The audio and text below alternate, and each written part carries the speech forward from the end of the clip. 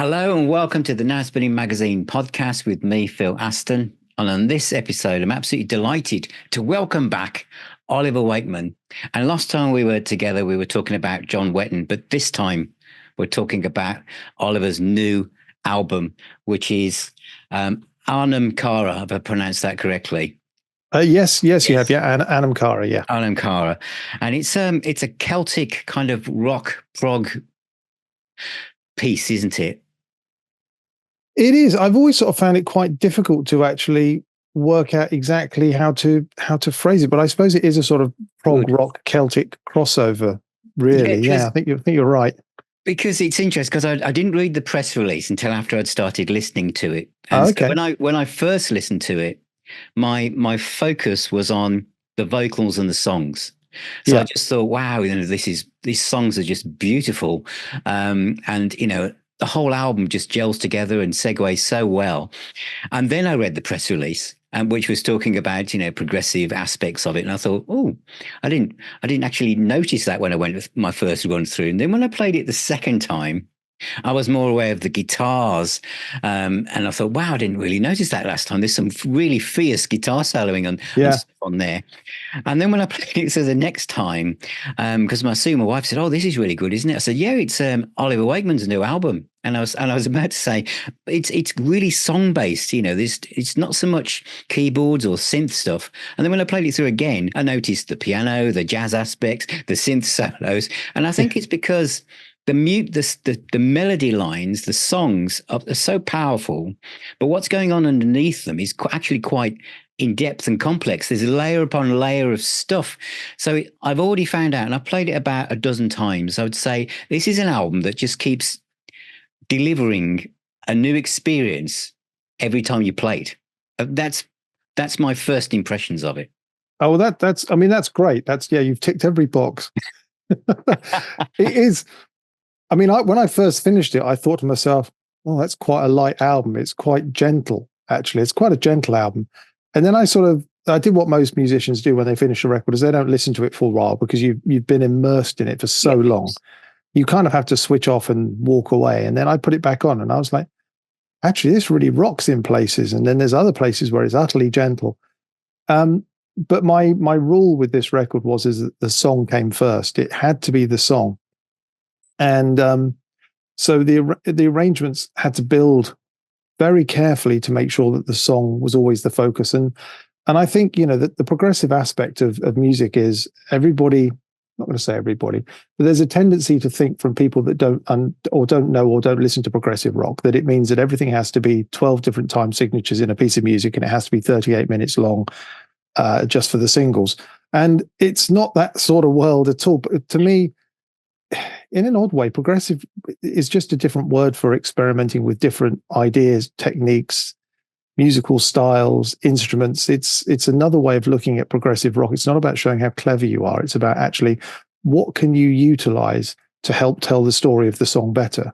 And some songs that just takes a 5-piece band. Other songs having other textures can really help. And that was really important to me because, there are some clever bits in here because, I can't help but do that because I quite enjoy it.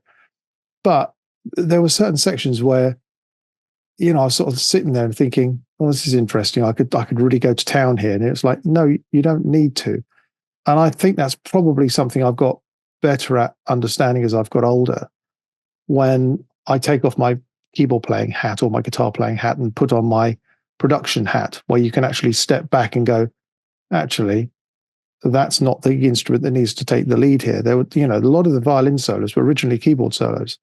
And because I wrote all the parts out and had them all there, and it's like, that's great on a Moog. And it's like, no, I think that'd be better as a violin. Let's take that out. And then actually, let's take that out and put whistles in here, and I had to be quite ruthless. I took out a lot of keyboard parts, but I wanted it to feel like I'm trying to think of the right word for it. I wanted it to feel like everything belonged and had a place and was helping the song deliver what it needed to, rather than being the song being a vehicle for people to show off. If that makes sense. I think it makes sense in my head. It makes sense because I know there's the Celtic concept of having a soul friend, which is what the name of the album translates to. And the whole aspect of having a Celtic feel has more of it's more than just the sense of hearing, it's the sense of place. Yes. I mean, and so I know where I live in Cornwall, we're surrounded by holy wells and Celtic stone circles and stuff. And Yeah. so it's a sense of place in the landscape and stuff.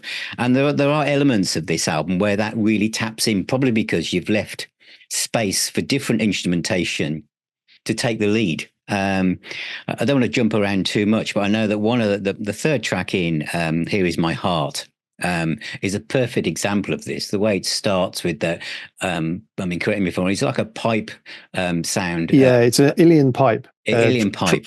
Troy Donockley, just a wonderful pipe player. That is just so atmospheric, and you know, for me and Sue driving through Cornwall, it's just like the soundtrack of the environment. But it is such a fantastic. I mean, because it's 2 minutes before the vocals arrive. Yeah, it just builds that. I wrote that refrain when I was in Cornwall, actually. Oh, did you? Oh, did you? Yeah. The dan da da dan da da. Yeah, that came when I was down in Cornwall visiting some people. Wow! And I used to live in North Devon as well, where there's a lot of, you know, and I also lived on the Isle of Man. That has quite a large sort of Celtic romantic history as well. So I've always been fascinated by those sort of stories.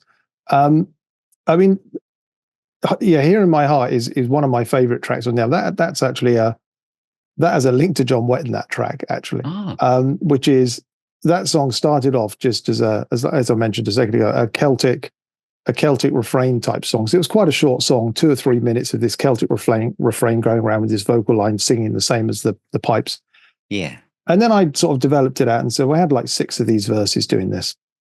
And then the musicality took over. The story actually, and the actual inner story about Here in My Heart is, if I take a step back, the whole record is called Anam Cara.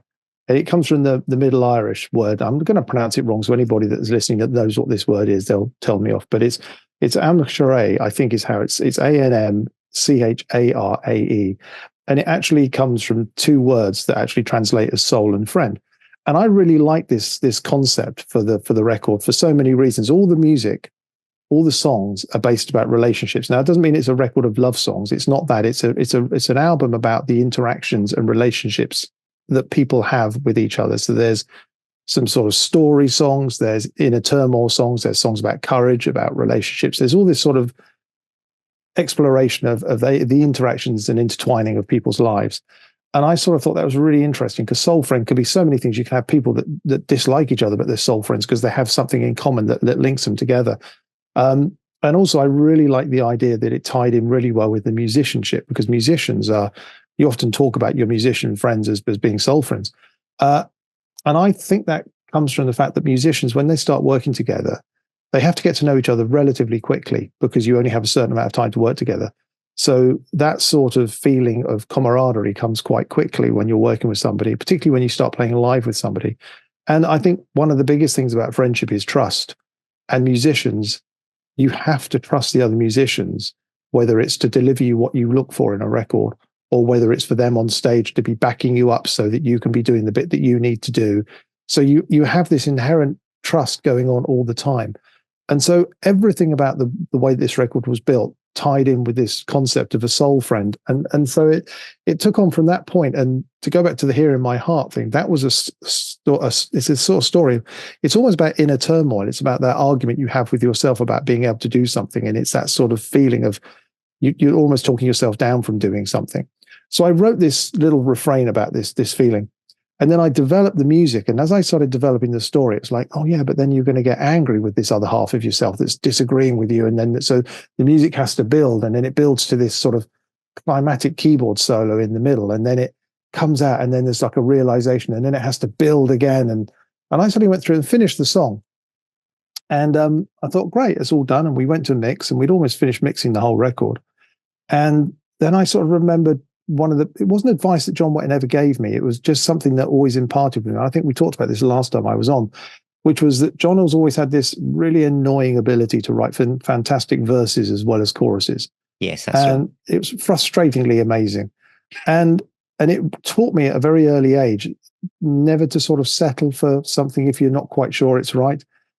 And I remember listening to Here in My Heart and thinking, do you know what? I love the music on this song, but the vocal line now doesn't work. The lyrics work, but the melody line hasn't developed the same way that the music has done.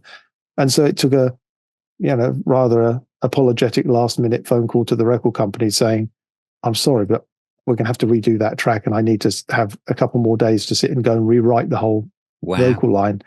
And I phoned up Hayley and said, Hayley Griffiths, the singer, and said, do you mind re-singing it? And she was like, what, just a couple of lines? I said, no, the whole thing. And she was like, well, okay then. And I'm so glad I did, because it's actually now come out as like my favorite piece on the record. And that is down to that sort of never imparted advice that John gave me, which was, don't settle. You've always got to try and deliver absolutely something you're absolutely happy with. It's a wonderful song. I love it. As you say, great, keyboard solo, but also there's a wonderful violin solo in there as well, isn't there? Yeah. That's my friend Robert McClung from America, a wonderful violinist. He plays in the band Telegy that do the progressive records out there, and we've stayed in touch over the years. I played on one of his records years ago, and he said, "Oh, if you ever need a violin player," and so I was thinking when I was doing this record, I thought, who could I have to play violin? And I thought, oh, Robert plays. Well, he plays amazing electric violin. He plays first time I heard him play electric violin, it blew me away. It was so astounding, the sound he gets from a violin. And so I wrote to him and said, look, do you want to do sort of traditional violin for this? I've written a load of parts, and he sort of listened to it and he went, absolutely. And he dug out an old 200-year-old violin he had and cleared out a room to get all the nice reverb from the room for the violin for the recording. It was wonderful. And he approached it like a real violinist. He would send me stuff back and say, if I was playing this live, I'd be putting double stops here where I'd hit a couple of strings. I'd be doing all this sort of. It's like, great. That's what you look for from these musicians. Yeah, is they, you can give them parts, and they have, if they deliver sort of it as you gave it to them, that's great. But they bring that extra 10-15% of only somebody that's a master of their instrument can do. Yeah, brilliant. You were saying about the storytelling, that the track before that, the Queen's Lament, I think one of the opening lines is, my husband is an old man, which day I thought, this is going to be different. And that's, as you say, that quite a few of the songs start acoustically, don't they? Quite soft, and then they go somewhere else. That's an interesting track, that one, because it's one of those tracks that I wrote, and nobody would ever think it's a track that I wrote because it's so different to what I normally do. But and I may well get massively told off for this, but it's a piece about Catherine Howard from one of Henry's 6 wives. Now I know everyone's going to go, oh, it's a Wakeman doing another song about 6 wives. Haven't we had enough of those? But it's a completely different type of piece of music. It's not a keyboard extravaganza. No. It's nothing like the piece of music Dad did. And the reason I wrote it, because I'm a huge history fan. I love reading about history. And I read a story about her. And the thing that really got to me about her story was that she was obviously quite young when she married Henry, and she had dalliances, which she felt that the king would always forgive her of. And he didn't. He found out about it, threw her in the tower, and was, obviously had her head cut off. And I read this part of the story about this thing, and it was her last few days where she was in the tower. And she realized what mistakes she'd made and how everybody had turned against her. And she decided that the only thing that she had left that she had power over was the manner of her death. So she asked for them to bring the block to her in the tower so that she could practice walking to the block and putting her head on it so that she could die like a queen. Wow. And that's the story of it. So I sort of thought, wow, that's really interesting. So I sort of decided to write these lyrics of this girl in a tower, almost lamenting over her life as to where she'd made her mistakes. And we have this musical refrain that comes in between each section of verse where she sings this little refrain. And the first time around, she sings it on her own. I had this idea that actually, wouldn't it be nice if each time it goes round, another voice joins her? And it's like maybe her lady in waiting has seen what she's doing and actually suddenly given her some support, showed some admiration for her. And then the next time round, another lady in waiting joins. And then the jailer joins in, and then the headsman joined it. And eventually, by the end of the piece of music, you have all these voices showing admiration for somebody choosing to decide to leave this world in the best way that they possibly could have control over. And that story just got to me. And so I had to write something about it. So anybody that's expecting it to be an extension of Six Wives is going to be massively disappointed, because it's full of lutes and mandolins and harmoniums. But it's, it's one of another of my, I mean, every musician says they're all my favorite songs, but, and does have a particular, poignant spot for me, that one. So you've explained how that song came about. So obviously you've completely written this song, and then you get someone like Hayley Griffiths interprets that. Yeah. Did you, like you just said to me what the story's about, did you sit down and say, like, what's happening here, Hayley, is? Yeah. I was very, particularly with Hayley. Yeah. It was, I wrote to her. I wrote her all the lyrics, and I gave her an explanation about what the song was about before each one, just saying, this is about inner turmoil. This one is about a relationship breakdown, and you're trying to have courage. So you need to be singing it with a bit of grit. You're finding your own voice, and the Queen's Lament, it was, you've got to sing this in the way that somebody that is terrified, but is actually trying to be brave, and actually gets braver and braver as the song goes on.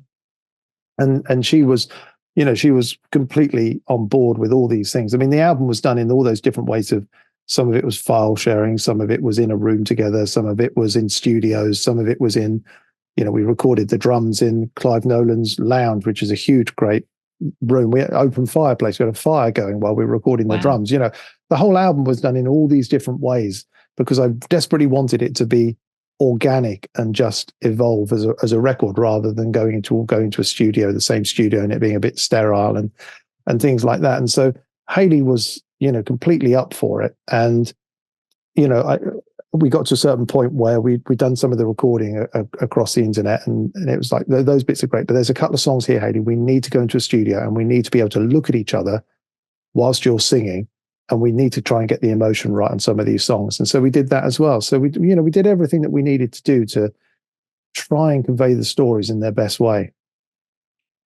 And another one of my favorite tracks, and I imagine this will be one of most people, I think, when they buy this album, this will be one that they'll zone in on, and it's Marble Arch. Nearly 9 minutes long, this one, isn't it? And this is a story, isn't it? This is like a mini play lyrically. It is, yeah. Marble Arch is, if you listen to it without sort of listening to the lyrics, it can sound a bit musically confusing, because it does jump through lots of different styles. But essentially the story, it's a story I wrote when I was a teenager. I had this idea of a man just stood under a marble arch waiting for his girlfriend to arrive. And he's sort of saying to himself, why haven't you turned up? Why aren't you here? And he just waits all night for this person who never arrives. And it's, the story is actually about the fact that he has two people in his life. One is his girlfriend and one is his best friend. And it turns out these two people are both spies from a foreign agency. Right. And he's a scientist, and they're trying to get secrets from him. So they're trying to get it through his lover or through his friend. They're trying all the angles to get the stuff from him. He has no idea about any of this. So he's just there waiting for his girlfriend to turn up. And then the song basically goes through the musicality of what happens with these two spies when they actually realize, the man realizes that his friendship has become more important than his duty to his country to get the secrets. And then the two spies have an altercation, which is why musically it goes through all these different styles. Yeah, well, with about 3 minutes, it turns into this kind of like late night jazz section, doesn't it? With the rain on the streets. And yeah, that was it, because he's still stood on Marble Arch. And what I had was this vision of they're stood outside an alleyway by the side of a jazz club. Brilliant. And then they're sort of there, and you still get this smoky sort of jazz feel. And they're arguing almost, you can see it sort of like a blues scene, and they're arguing in an alleyway. And then it goes into this rock section where you have the guitars and the stuff coming backwards and forwards, which gives the interaction of the fight going on.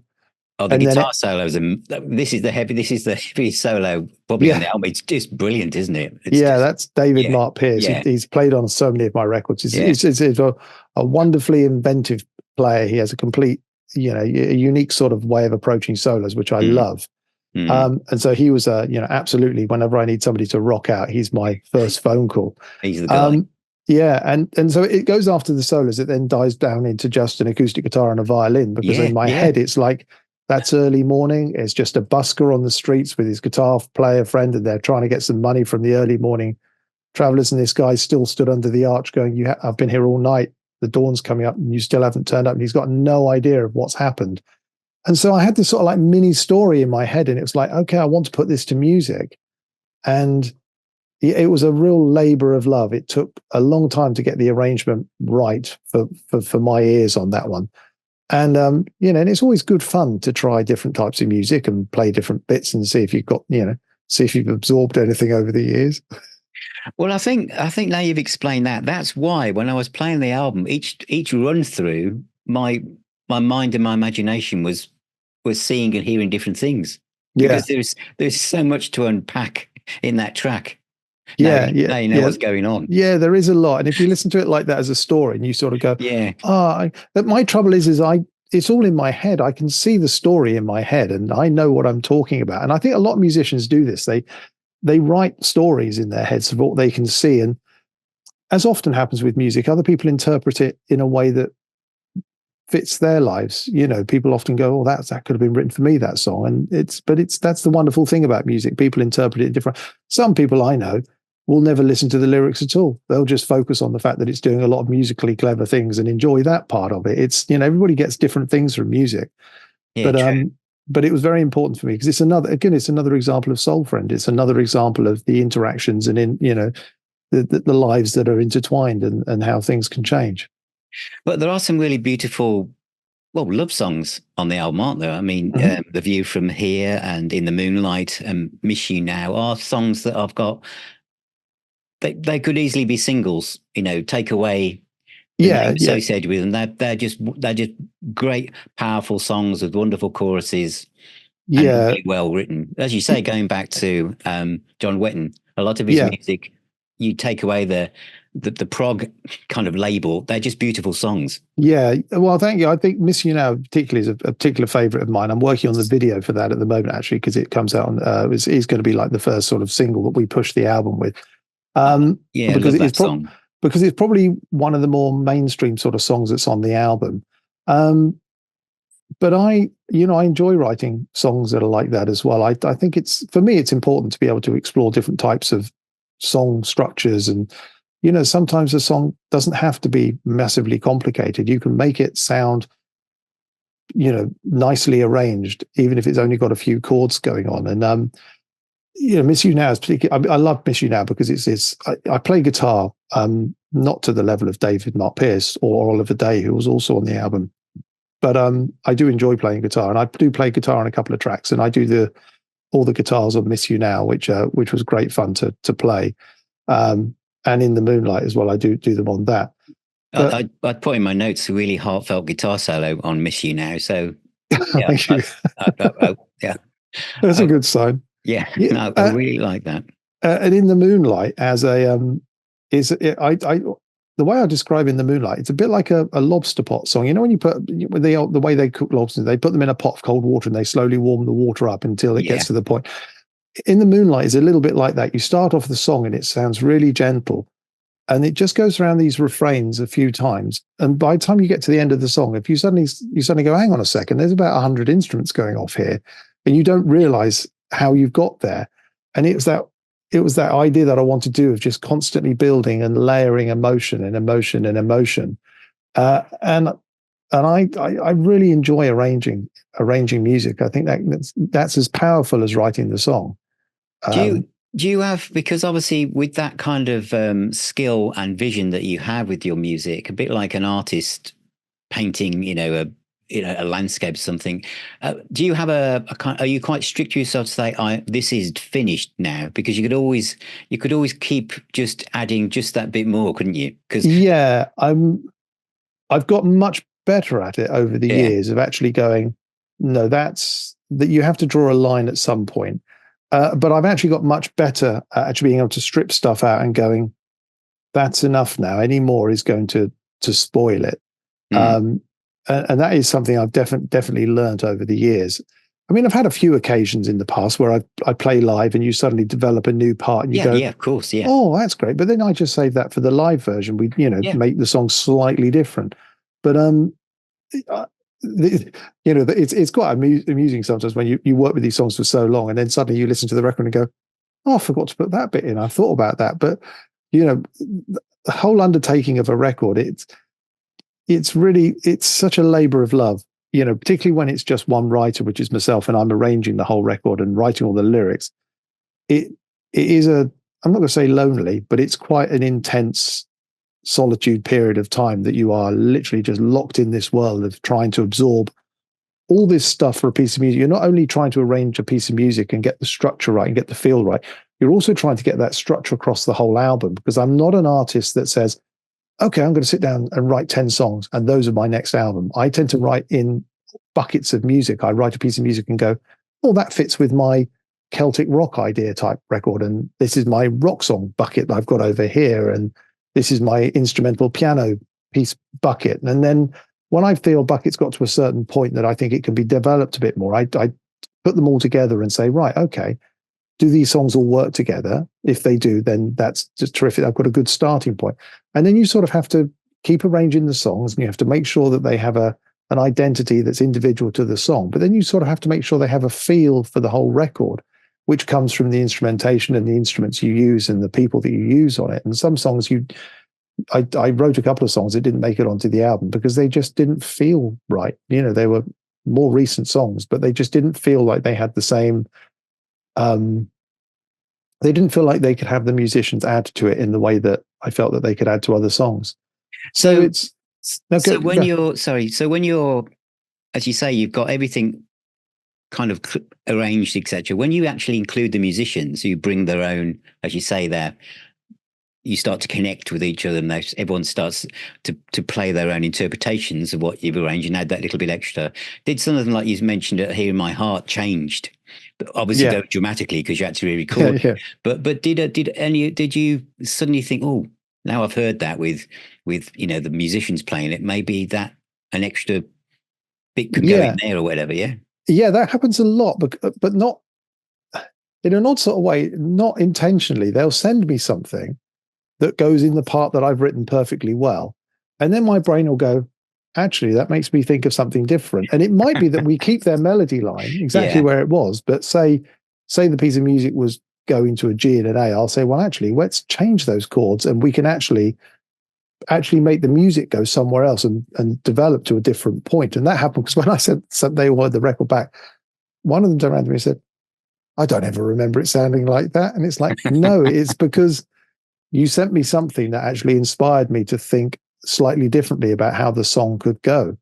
And, that did happen a lot. Once that, Hayley would send me a first pass of everything through and I'd put it all in the songs and go, that's great. And then it'd be like, actually, that needs a lift now. That needs you to sing this line slightly differently.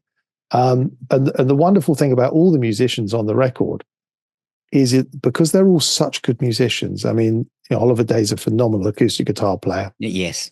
Hayley's a wonderful singer. Steve Amadeo is a fantastic bass player. Scott Higham, wonderful drummer. And then the three other musicians that I have, Troy Donockley, Mick Allport, and Robert McClung. They're all amazing musicians. And you can really, what's the word I'm looking for? If you think of them as an instrument, as the person is an instrument, you can really utilize their range and all their abilities, probably more than they would do when they're doing maybe something of their own, because you can often fall into a world where you do your own bits and pieces. You fall into your rhythms and you do your stuff.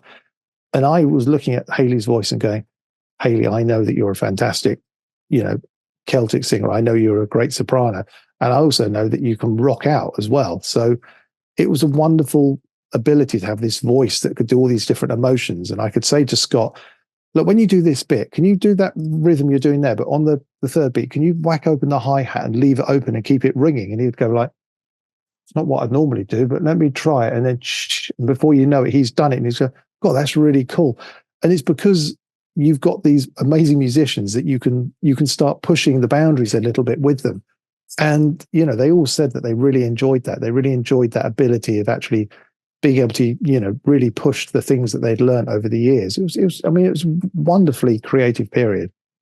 I think that's a really good point about Hayley and the way how she adapts her voice depending on what the story is or the type of music, because when I was making notes, first of all, about what kind of bands were what kind of music was kind of drifting up through the tracks. And I was obviously hearing things like Renaissance, All About Eve, a bit of Blackmore's Night, Lorena McKennitt, and even on Miss You, Sam Brown. There was all sorts of things That's interesting. but but it's still Hayley. So it doesn't. Yeah. But there were just. I was a huge All About Eve fan in my youth. Oh, one of my favorite bands when I was young. Yeah, great band. Great band. Yeah. What Hayley, when I started this record, I knew I needed somebody with a really strong, good voice and identity that could do all that. And I listened to lots of different people, and Hayley she just shone through because of the stuff that she can do, the fact that she can rock out. I'd worked with her previously on a couple of tracks that haven't seen the light of day yet, and I remember being impressed when we worked together at the time. And and also she started off in Riverdance, so she had that sort of heritage in a way of actually having worked in that world as well, so she could be authentically Celtic as well. But I wasn't going to just make a record with nothing but musicians that were Celtic musicians. I wanted to draw upon the world of musicians that I knew, trusted, enjoyed working with, that I felt could add to the record. And I'm honoured that they all said yes, honest, genuinely. And I know a lot of musicians, they're the greatest people in the world. That generally, I was honoured that they all agreed to do this record. And they've all enjoyed the record, and they all really like the record. So it's a big win for me when people do that. And I like what's the next one called? Instead of My Fear. I like that one as well. It's got a nice funky riff and a great synth solo, guitar solo, and some nice jazz stuff at the end, isn't there? Some nice jazz inflections. Again, that's a story song. Because it's basically a song about courage. It's a song basically about a breakup, and it's a song about a woman who finds out that her husband, boyfriend, whatever, has been cheating on her. And the song was originally, I rewrote that song a lot of times to get it right, because it just didn't feel right until I got the story right. And I wanted it to be a song rather than about somebody in a breakup and their world is falling apart. I wanted it to be a story about a breakup, and it's not particularly aimed at a woman or a man. It's because we all have gone through breakups in our lives. We all know what that feels like. We all know how hurt you can feel, how lost you can feel, particularly if you feel like you're part of a couple and then suddenly you are on your own. Yeah. And I wanted to write this piece of music that was actually focused on the courage element of it, of I'm not going to let this define me. I'm not going to let this be. So, so that's where the line, I'm glad that you're not here instead of my fear, comes from. And it's like, you can be scared. That's okay.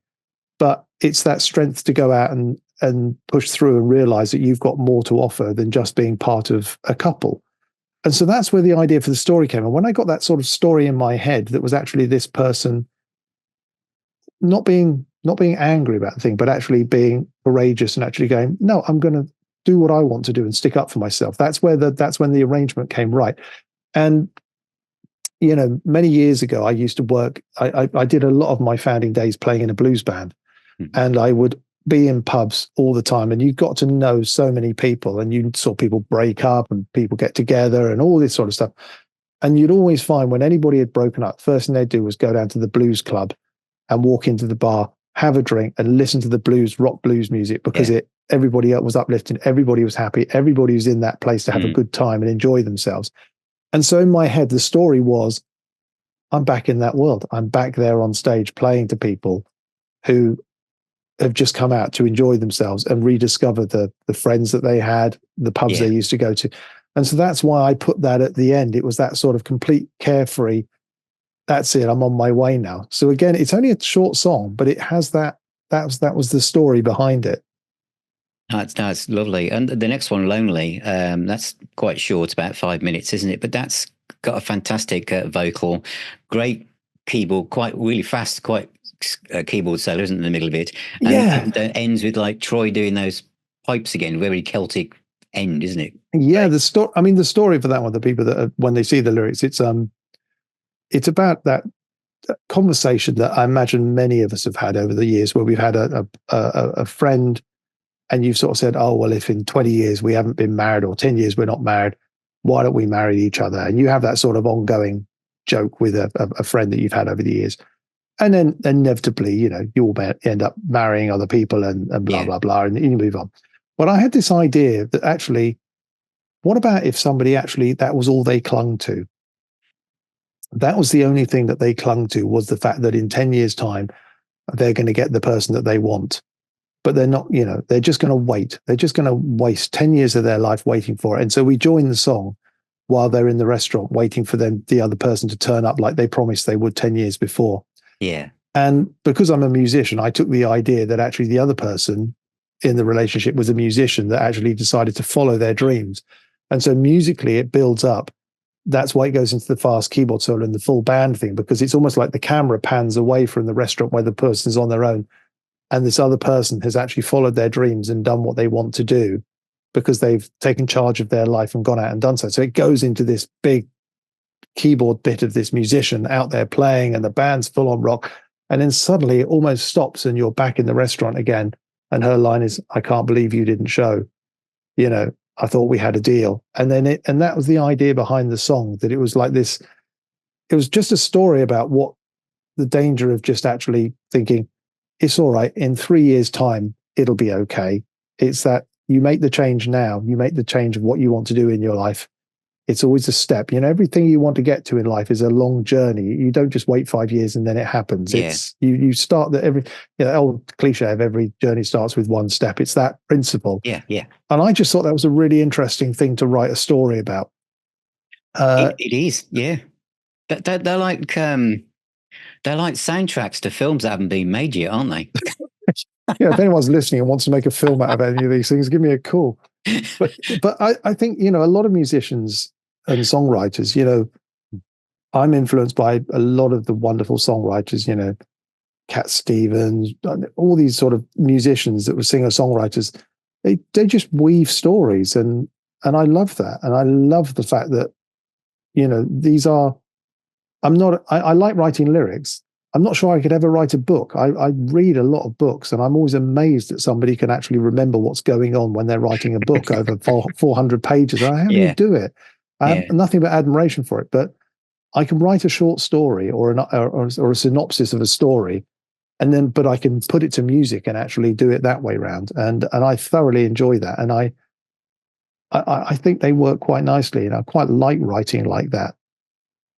No, brilliant. And that brings a track to me that could only be in this position, which is the last one. This is the epic Golden Sun in Grey. Oh, yes. This is it. I put in brackets, this is epic, because this is the one that starts with this kind of, again, Celtic feel, isn't it? They've got the held keyboard chords, the Eastern feel through the other instrumentation floating up through the music. And again, it's another one where it's 2 minutes before Hayley arrives. It just sets the scene, and then it's just this immense build up, and such a fantastic track. It's got everything: the piano solo, ethereal kind of voices in the background in the mix, and then then the guitar solo, which is a kind of chord sequence that every guitarist must think, "Oh, great." Yeah. I can do it. I can really rip on this one. It's just everything in it. Yeah, it was my I said to the guitarist, I said, "Remember that scene and I'm not trying to compare it to this, but I said, you remember that scene where David Gilmour appears on the top of the wall and does yes. this?" I said, this is all the music has built up to that point in this song for you to imagine yourself stood somewhere and the spotlight comes on you. And we worked on it together quite a lot, that solo, to get it just right, because I just, I'd take parts that he'd said and I'd say, "No, you need to take that bit that you did here and that needs to join there because that will be your emotive pull." And Dave would go, "All right, well, I'm not sure." And he would get it, and it just was wonderful. The song Golden Sun in Grey is one of those songs that everyone goes, "Oh, it's great, wonderful build, isn't it? Beautiful, really emotive." But realistically, you have no idea what it's about. So what it actually is about is, again, it's a short story about a girl in a fishing village many, many years ago. And it's a port and boats come in and she meets a sailor. They have a liaison, shall we say. And he says, "I'll be back." And of course, goes off on a boat and disappears. And she never sees him again. And she spends her days and evenings sitting on the beach, waiting for him to come, looking out for his boat. And so all the lyrics are this sort of imagery of her on the sea. So the Golden Sun in Grey is actually her blonde hair on the moonlight sand when the sand looks grey because of the moon on it. So it's the golden sun in grey is her hair on the sand. And so all the opening lyrics are similes of her being against the ocean and the environment she's in. So like the lyrics are, my heart is to the ocean as my soul is to the sea.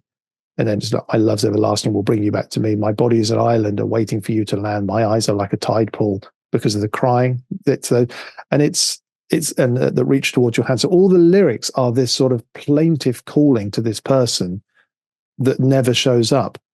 And so the song builds up to this emotional crescendo of she's just there, you know, and the chorus lines, as I lie dreaming, golden sun in grey, I can't believe you didn't stay. It builds up to this thing of this person that is getting more and more obsessed with the fact that they're on their own and this person hasn't come back for them. And so it becomes, you know, really quite sad in this person's being, and it's like an emotional pull. But as you get towards the end of the song, you suddenly realize that lyrically it changes, because what's happened is the last end of the song, there's a sort of refrain, and it's, you know, she said, can you feel the sun? Can you feel the moon? Can you feel the life inside the womb? And you suddenly realize on the very last line of the record, she's pregnant.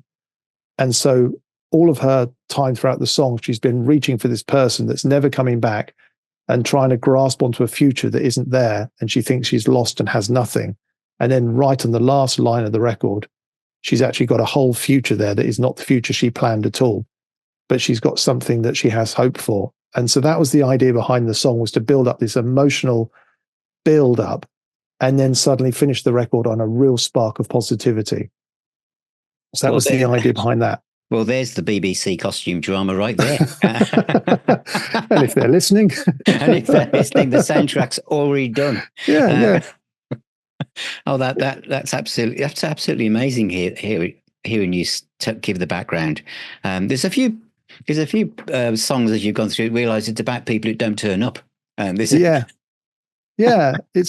there's nothing. This didn't come out of therapy. It's just, I love the way that music is an emotional pull. I love the way that music can enhance an emotion or a lyric. I mean, I recently did a film soundtrack, and doing the music to film, you realize, you know, you're trying to pull the heartstrings in a certain way. You're trying to convey stuff that goes on in the film. And I've always loved the way that music does that you can hit upon. It's amazing. And I don't know how to describe it. There is just a way that music can pull at you in a way that maybe some other art forms can't. And I've always loved that about music and musicians and lyrics and stories. It just excites me. And every time you finish a record, you go, God, that's exhausting. I'm not sure I can do that again. And then a couple of days later, you pick up a guitar or sit at the piano and start writing, and the whole cycle starts again. It's a bit of a mystery to me. And I sort of finish a record and you go back and go, I don't remember writing half of that, but I know I did. It just sort of, it just happens. It's an odd thing. It is an odd thing, but it's kind of like music. As it changes the atmosphere of any room it's played in, depending on what's playing. If you walk into a room in a house you've never been in before, if it's jazz playing or something, a solo violin, it creates an image you have of that place from there on in. Unless something else is played in there, it kind of lands on it. And it's a bit like the opening of Here in My Heart, that kind of Celtic pipe. It creates a feeling. You might be pottering and making a cup of tea, or you're about to go to the shop. So all of a sudden this music appears and it stops you. Yeah. Kind of resets what you're thinking. So, yeah. I mean, I'm a huge fan of a song. It's not a critique of any other musician, because everybody does different things, but I've never been the sort of musician that writes a song in a particular style. I've got huge respect for a multitude of bands that stick to their formula of doing what they do. Yeah, it's what they do. Because I love what they do. I mean, I'm a huge fan of lots of bands like that.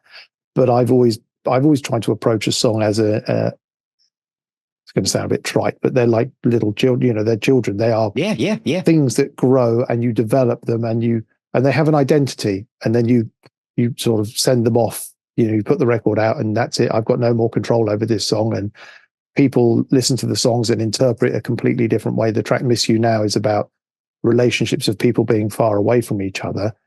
Some other people have listened to that song who have lost people and actually taken solace from it because they actually view the song in a different way of actually missing the actual idea of ever being able to see this person again. And that's what music does. People interpret it in a different way. And exactly what you just said is that people hear a song in a certain scenario, and that can immediately pull you back to a point in your life easier than another point in your life where there wasn't any music.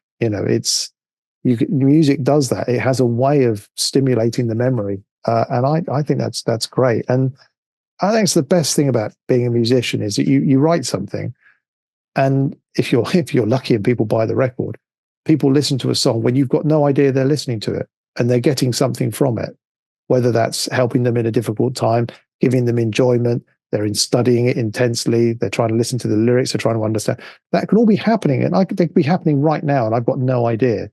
And that's the best thing about being a musician, is that you know that you're doing something that's actually helping somebody or enhancing their life in a little way, and that's what I love about it. Well, it also has a healing aspect to it, doesn't it? Music, as you said, if someone, you've mentioned that the track "Miss You Now," if someone's lost someone in their life, and that song brings them some peace or some, gives them a chance just to reflect, but look back at things in a more positive light, then the music is doing that. It's almost like it's like medicine, isn't it? It's some music is like that, It is. I mean, it's easier for me to say that about the piece of music that I've listened to over the years. It's difficult for me to sit here and go, oh yes, it's a wonderful piece of music that will affect other people, because you don't sit there and do that. But you hope that it does connect with people in a way. And I suppose that's really what I hope with this record, is that it connects with people. Everybody that's heard it has sort of said, that really wasn't what I was expecting. And they're focused, they're going, actually it's really song based, which is really nice, because I think a lot of people were probably going to expect a keyboard thrash record. That's what I said at the very start of the interview, is that the first run through was I just focused on the songs and thought this is really song based. But then the more you listen to it, the more you see and feel and hear the keyboard sections, the guitar solos, it all starts to be, it's all there hiding in plain sight. But I think the first focal point is Hayley, the songs, the choruses. And then as you listen to it again, it's like going having quite a complex meal. It's good. You start the work, you start to think, gosh, there's quite a few flavors in here. And I think that's what comes across. Yeah, I've always liked that as well with music, because that's the music that I enjoy, is music that has layers to it, where you go back and you listen to it and you go, oh, I never heard that bit before. And you sometimes you put headphones on and you go, God, I had no idea that bit was even there. And I love that about records. So it's a balancing act. It's a balancing act of getting enough in there that gives it that longevity of being able to listen to it and find stuff without actually overloading it and cramming it full of so much stuff that everything just gets into this wall of sound that you can never, determine what bit's doing what. And I think you've done that really well, because as you said at the very start, everything is serving the song, isn't it? Everything, the song, the melody is king, isn't it? There's nothing overshadowing it at all. It's just right in the dead center. Yeah, and there's other sections which I did. There's a song called Thousand Autumns, and there's there's sections in that song which are I always wanted to do. There's a verse 4 where Hayley sings a line, and myself and the other guys in the band, we sing a counter melody underneath them.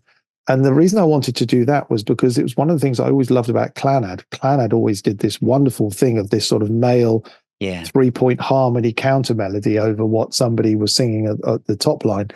And I sort of, when I was getting to that song, it's like, this needs something to build it to the chorus that makes it so it's not just a verse, chorus, that thing. It needs that build, something that's different.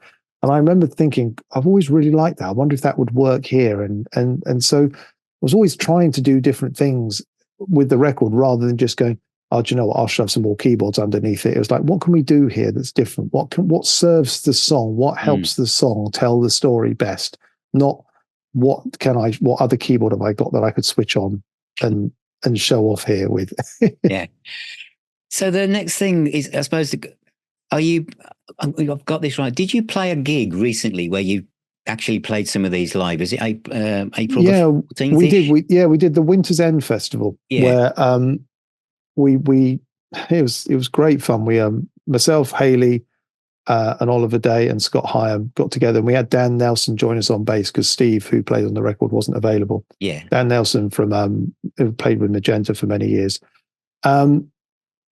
and we were asked to do this show last year, and unfortunately, one of the band members had a bereavement, so we couldn't make the first show of this. But then we just, we got asked whether we would do the Winter's End Festival. So what we were actually asked to do was to go and play the Yes record From a Page, which I wrote most of the material for. So that was the thing. Could we come and play that? And the timing just happened to time in to the fact that we'd finished the record, and it was like, well, actually, 4/5 of the band are up here on stage. It would be a shame if we didn't do a couple of pieces. So we did a couple of pieces. I said to everybody, let's do a couple of pieces. And then Hayley wrote to me, she said, do you mind if we do a few more? So we sort of went, okay, well, there's only a certain number that we can actually do where we don't require violins and pipes and all those sort of things that we can arrange for a 5-piece band. So we did them. And it was one of those lovely things where they all settled into the set as songs really comfortably and got the same response from everybody about as all the other songs. It was lovely. Wow. It didn't feel like, okay, yeah, there you go. You've had some pieces from Hound of the Baskervilles, and here's a Yes track, and now here's something from the new album, and everyone goes, oh, it was like a oh, great, this is really, really good, and people really got into it. And so we are planning to do some more. We'll probably try and do another couple in the year at some point. But next year we'll probably try and do a bit more with it, because the record's out in May. Yeah. Obviously, if we decide to put shows on, it's going to be, a good 5-6 months before we can do the next show, because you're not just going to say, oh, we'll do one next week. It's too short notice for that. Yeah. But it's been a long time since I've had a touring band. I did the tours with Gordon Giltrap, where we had a band for a while, where we did a short tour. Yeah. But this is the first time I've had a band of my own for a long time, since back in 2007, 2008. And we all had such a good time, and everybody afterwards came up to me and just sort of said, that was over too quickly and we have to do it again. And for me, it was just a one-off, and it was like, well, actually, why shouldn't we do it again? And so we all sort of got quite excited about it. And it suddenly made me think, actually, we've got a really nice platform to work from here. We've got a new album, we've got the music, the Yes music that I did that people would like to hear. Yeah, why shouldn't we do it? So there are plans afoot for us to go out and do more shows, which I'm looking forward to. Is it's like you finish a gig, you go, want to do it all again now, you suddenly can't. So so we're all looking forward to that. But it was great fun to play, and to play the Yes songs was good fun as well. Fantastic. So the album Anam Cara is out on May the 10th. May the 10th. It's on a CD, and I guess one of the best places to get it from is probably burningshed.com. Yeah, Burning Shed have got it under my shop. You can get to it from my website, which is oliverwakman.co.uk. Top right-hand corner, little shop button. Press that and take you straight to the page where there's that album there, and the box sets that have all the other stuff on there as well. So it's from Burning Shed. It's also coming out through Cherry Red and available through all the usual online retailers like Amazon and stuff. And you never know, maybe some of these shops that are starting to turn up on the high street again, HMV's turning back up again, maybe they'll even take some copies. You never know. Well, Oliver, it's absolutely fantastic album. Absolutely love it. And it's been brilliant to talk to you again. And thank you for explaining the stories behind these little miniature movies for your ears that are the tracks from this album. It's absolutely brilliant. Oh, thank you. Absolute pleasure. Thanks for inviting me on. That's no problem at all. Hopefully I'll talk to you soon. Thanks very much. Thank you. Bye. Cheers. Oliver. Thank you. Bye. So a huge thank you to my guest, Oliver Wakeman. And the new album, Anam Cara, is out on May the 10th. That was absolutely fantastic, wasn't it? Listening to all the stories behind the tracks. And hopefully, those of you who are watching that, especially Golden Sun in Grey, and the story about the kind of emotional aspect to these songs will make you want to go and stream them. Just to find out, these stories. And they are like little movies for your ears. It's a wonderful album. And each time you play it, you will pick up different aspects of the of what's going on. There's some fantastic guitar solos, keyboard solos, but all of it serves the melody of these beautiful songs. I say some of them are 3-5 minutes, but there are some real epics on there as well. So thank you so much for tuning in and listening. Please subscribe to the YouTube channel. Check out the website at nowsvenue.co.uk. Check out our private Facebook group where collectors meet from around the world to talk about music. And if you're on social media, whatever channel you're on, so are we. Remember, music is the healer and the doctor. Please take care. Keep spinning those discs, and I shall see you all very, very soon.